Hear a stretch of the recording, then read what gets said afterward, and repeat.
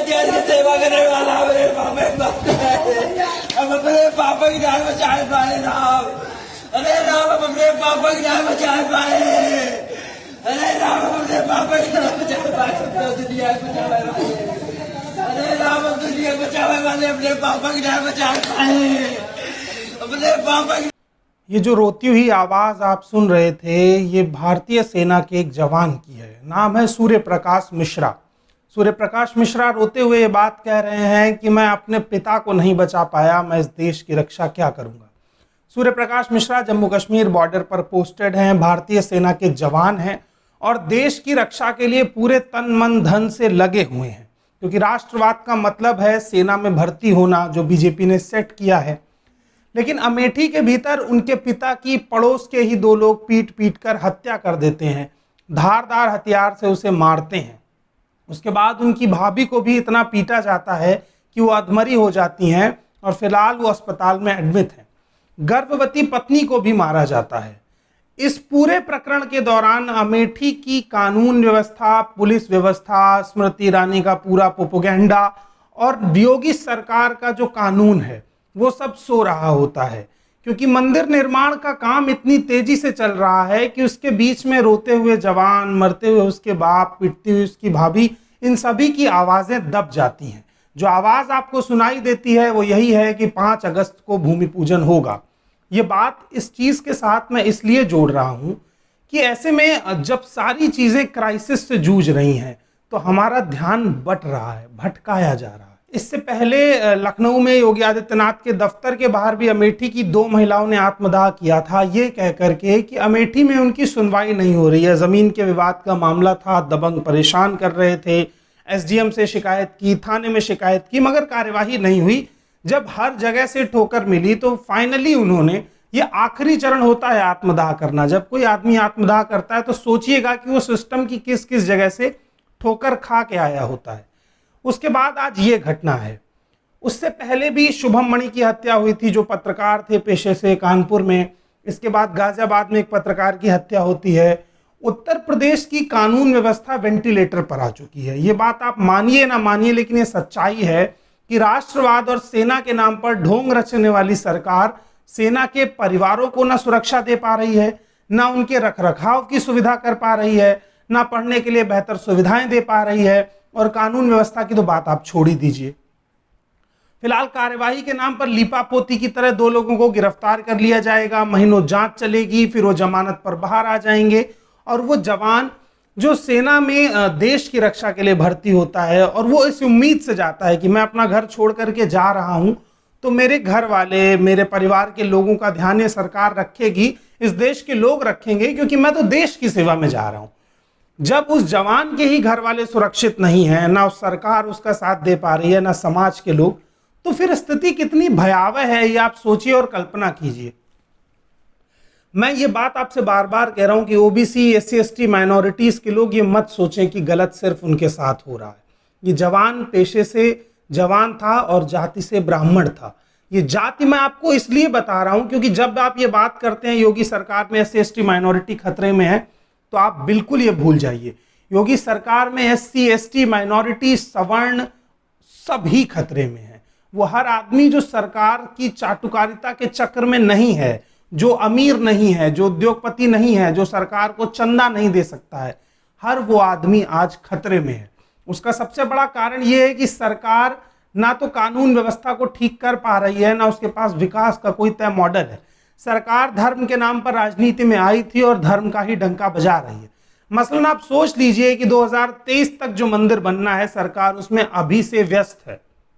ये कितना हास्यास्पद है। ऐसे दौर में जब कोरोना चल रहा है, मंदिर निर्माण का काम 3-3.5 वर्ष बाद पूरा होगा और सरकार अभी से उसमें लगी हुई है, तो ये एक तरीके से आपको मूर्ख बनाने की कोशिश होती है। अब इस जवान का ये बयान आप सुनिए और ये बयान सुनते हुए एक बार खुद को टटोलिए कि जिस पार्टी ने पिछले 5 साल में आपसे सेना के नाम पर वोट लिया है, वो पार्टी भूतपूर्व सैनिकों को पेंशन नहीं दे पा रही है। वो जंतर मंतर के बाहर महीनों प्रदर्शन करते रहे कि उनकी पेंशन 3-3, 4-4 महीने से नहीं आ रही है। जिन जवानों को सेना पर काम करने के लिए रखा गया है, जो बॉर्डर पर हैं, उनके परिवार को क्या सुविधाएं दी जा रही है, ये आकलन कीजिए। और ये आकलन भी कीजिए कि जो आदमी बॉर्डर की सुरक्षा करता है, अगर वो अपने परिवार की सुरक्षा में नाकाम हो रहा है, तो देश की सरकार कितने कमजोर हाथों में है। सूर्य प्रकाश का ये बयान सुनिए। मैं अपना पिता खो दिया, इस चीज़ का हमें बहुत गर्व है। मैं अपने पिता को नहीं बचा पाया, हमें बहुत दुख है। मैं अपने पिता को नहीं बचा पाया तो मैं देश के लिए क्या करूँगा। जब मैं अपने परिवार की रक्षा नहीं कर सकता तो मैं किसकी रक्षा कर सकता हूँ। आर्मी में जम्मू में रजपुंज में तैनात हूँ इस समय। हमारे पिताजी जो है अपना छत, हमारी दीवार पलस्तर हो रही थी, उसके बीच हमारे पड़ोसियों ने हमारे छत पे चढ़ा और हमारे पिताजी को लाठी डंडे से जम के पीटे और औरतों को भी पीटा। हमारे घर में कोई नहीं था उस समय, ना हम थे ना हमारे भाई थे, कोई घर पे मौजूद नहीं था। उसके बाद इन्होंने हमारे पिताजी को जान से मार डाला। शायद ये बयान सुनने के बाद आपकी आंखों में आंसू ना आए हों, लेकिन आपके दिल में एक चोट जरूर हुई होगी। आपको एहसास हुआ होगा कि सूर्य प्रकाश जो बात कह रहे हैं उसमें कितना दर्द है। सेना का एक जवान जब रोता है तो आप समझिए कि वो कितने दर्द से जूझ रहा है। उसके परिवार के 3 लोगों को बुरी तरह से मारा गया है। वो अपने बाप की लाश के बराबर में खड़े होकर के रोते हुए कह रहा है कि मैं अपने बाप की रक्षा नहीं कर पाया, इस देश के बॉर्डर की रक्षा क्या करूंगा। कितना शर्मनाक है ये। आपको खुद एक बार आईने में खड़े होकर खुद से पूछना चाहिए कि जिन जवानों के भरोसे आप इस देश के भीतर खुशी खुशी रह रहे हैं, अगर उनके परिवार की सुरक्षा आप नहीं कर पा रहे हैं तो वो देश की सुरक्षा किस बेफिक्र मन से करेंगे। ये बात आपसे इसलिए कह रहा हूं क्योंकि सरकार नाकाम हो चुकी है। भ्रष्टाचार और धन उगाही के नाम पर चलने वाली इस बीजेपी सरकार ने जवानों, देश के लोगों और राज्य के तमाम गरीबों की सुख सुविधा का ख्याल मन से निकाल दिया है। ऐसे में जिम्मेदारी आपकी है कि आपको उन तमाम चीजों के बारे में सोचना चाहिए और समझना चाहिए कि आखिर में सरकार से सवाल क्यों किया जाए। अगर आप सरकार पर दबाव नहीं बनाते हैं, सवाल नहीं करते हैं, उसकी हाँ में हाँ मिलाते हैं, तो ऐसी निरंकुश सरकार कहीं ना कहीं देश के भीतर एक कमजोर सिस्टम को पैदा करती है। लगातार उत्तर प्रदेश के भीतर हो रही घटनाएं ये साबित कर रही हैं कि कानून व्यवस्था में कितनी बड़ी चूक हो रही है। अमेठी के भीतर का ये दूसरा मामला हफ्ते भर के भीतर आया है। स्मृति ईरानी जो चुनाव के दौरान पूरा समय अमेठी में रुकी रही थी, चुनाव के बाद एक बार भी अमेठी में पाई नहीं गई हैं। अमेठी में उन्हें विलुप्त प्राय प्राणी घोषित कर देना चाहिए। देश में अक्सर कुछ प्राणी विलुप्त हो जाते हैं जो नहीं मिलते हैं, चुनाव के समय में ये फिर बाहर आते हैं। इन कीड़ों का चुनावी मौसम में ही बाहर आना देखा जाता है। जो राजनेता हैं, ये एक ऐसी स्पीसीज है जो चुनावी मौसम में बाहर आती है। स्मृति ईरानी को ऐसे में जब अपने क्षेत्र का दौरा करना चाहिए था, उन 2 महिलाओं के परिवार से मिलना चाहिए था, इस जवान के साथ खड़े होना चाहिए था, तो वो अब तक नहीं पहुंची हैं। हालांकि मीडिया अब दबाव बनाना शुरू करेगी तो ये हो सकता है कि 2-3 दिन बाद तुलसी खिल जाए अमेठी के आंगन में, लेकिन उससे इस समस्या का समाधान क्या हो जाएगा? क्या फोटो पत्रकारिता से और टीआरपी गेन करने से अमेठी की समस्याएं सुलझ जाएंगी? सवाल यह भी है कि योगी आदित्यनाथ जो बार बार ये कह रहे हैं कि कानून व्यवस्था में कोई ढील नहीं होगी, हर अपराधी को चुन चुन के मारा जाएगा, 100 से ज्यादा एनकाउंटर करवा चुके हैं, तो जब इतने अपराधी नहीं रहे तो ये नए अपराधी पैदा कहां से हो रहे हैं? क्या कोई अपराधी बनाने की मशीन लगाई गई है उत्तर प्रदेश में जिसको सरकार चला करके नए अपराधियों को पैदा कर रही है? या फिर पुलिस व्यवस्था एकदम नाकाम हो गई है? और अगर पुलिस नाकाम नहीं हुई है तो क्या सरकार पुलिस को काम नहीं करने दे रही है? किसी ना किसी जगह पर तो चूक हो रही है। इस चूक को कौन तय करेगा और कैसे ये पता लगाया जाएगा? क्या इस जवान को इंसाफ मिल पाएगा? इंसाफ की प्रक्रिया इतनी लंबी है कि अपनी नौकरी के 20-25 बचे हुए साल भी अगर झोंक देगा तो अपने बाप के कातिलों को इंसाफ दिलाने में नाकाम रहेगा। ये बात मैं इसलिए कर रहा हूं कि इस देश में किसी भी केस की सुनवाई को आखिरी तक ले जाने के लिए भी 10 साल लग जाते हैं।